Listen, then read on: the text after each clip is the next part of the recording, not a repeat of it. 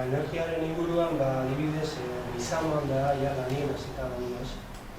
Eta hor, esagin ite lana, pelekin indugu txirubiek. Ikebena da hori, hane kaldera bat daukaten. Kaldera hori biltzen da, herriko etxe erdixak edo berrixena biltzen zaiteko, ur berue bidaltzeko.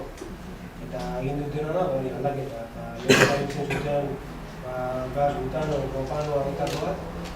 Eta orain hasi dira, peleta egin berrien. Peleta da, zerrantza txurbile, olakutxe bolita batzuk egin, eta gero hori berretzeko ibiltzen da. Eta horrekin, bidi ematen jozu beste arginde berriztagarri diferente batzuk ez. Eta horrek hemen, aukera handixen azke, basue asko dake. Eta basuen ingurun, igual izaman peletakin bezalaxe, gutzaman, Naparruen da, hori enpresa batek martxan jarriteko egitasmo da, bertako basuetatik zeakin, adarrak eta eroitzeien zeak, zikinek eta jaso, eta gero horregin zue egiteko.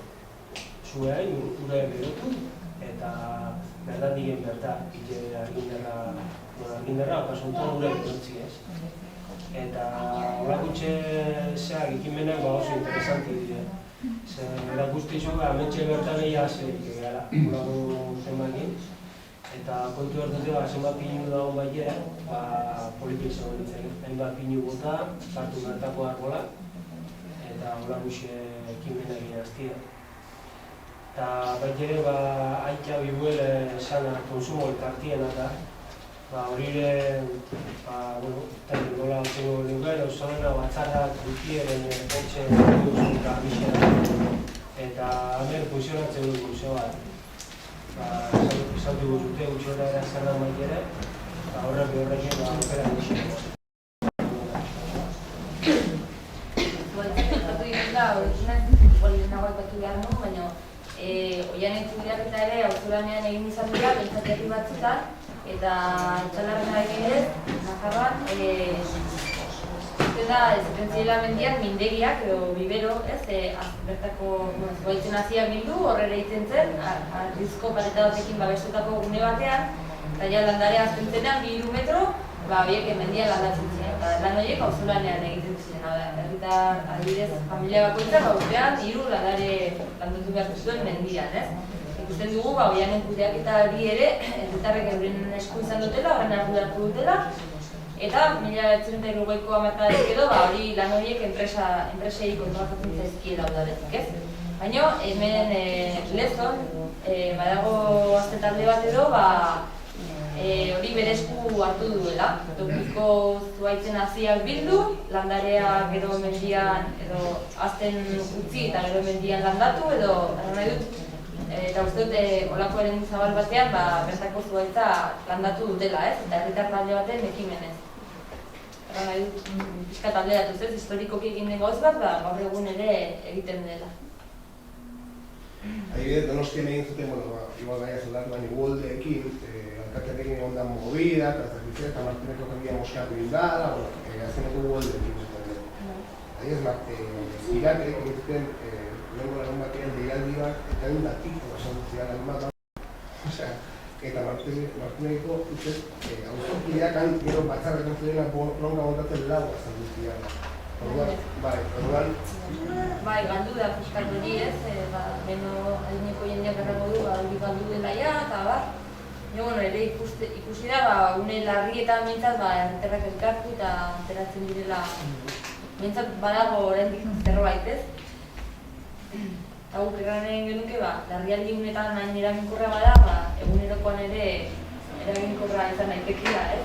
Elkartu, elkarlanen aritzea, eta hala izan da historia. Iruditzen zaigu, Euskal Gizarte Antolakuntza hemen pixkat islatu nahi izan dugun hori, balio izan digula herri gisa 21. mende honetara iristeko, ez? Eta seguraski orain ere baliagarria eta berebizikoa izan daitekela egon ditugun erronkei erantzuteko ere.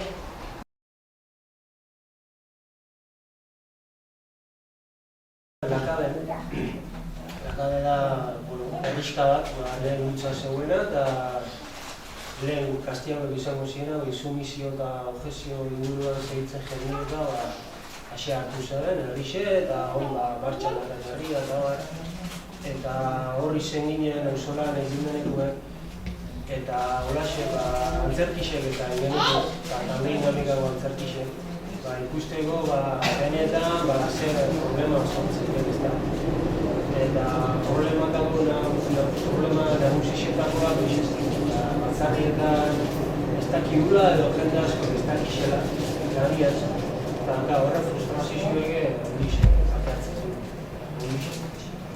Eta nola bai esate ziguena da, ezin ulertu baldimo, talde euskaletea.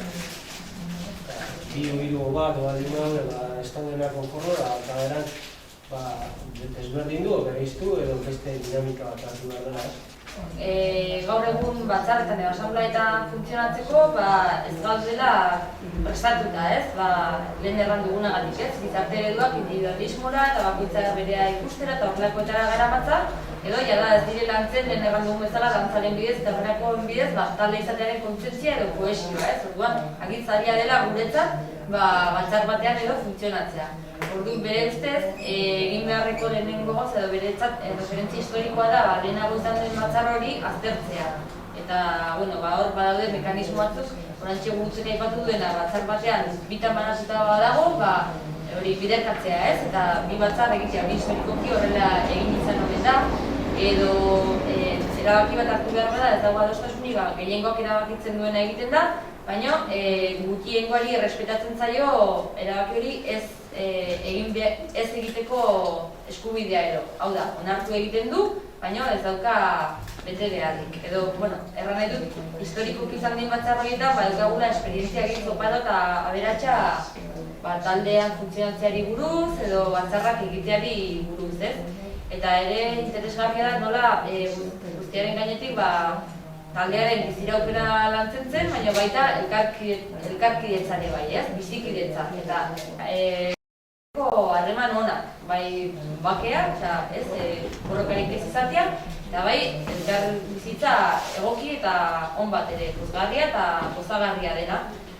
Eta adibidez, bi herritarren artean edo arazo bat bazegoen, batzarra arduratzen zen hori konpontzea. Zerran nahi dut, zikustela mekanismo batzuk bizikidetza hori lortzeko, ez?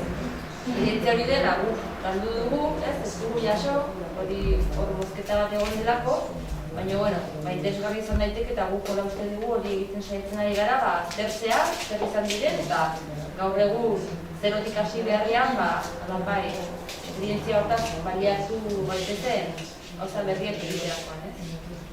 Eta zailtasun, uste dugu hori dela gure etorkizuna ere egitzeko modua, ez? Hainbat hamarkadetan egon gara menpekotasun egoera honetan, bertzek dituzte erabakiak, baliabideak ez daude gure herrian, guk ez ditugu hartzen ardurak, egon gara hainbat hamarkadetan ustez ongizatearen gizartea deitu duten honetan, baina, alde batetik ongizatea nahiko ezbaian edo jarriko nuke ez gizarre manetan oniz galdu dugu, osasunan ere seguraski bai, eta mentik aintzinera baliabide materialetan eta gainerakoetan ere gero eta gehiago galduko dugula.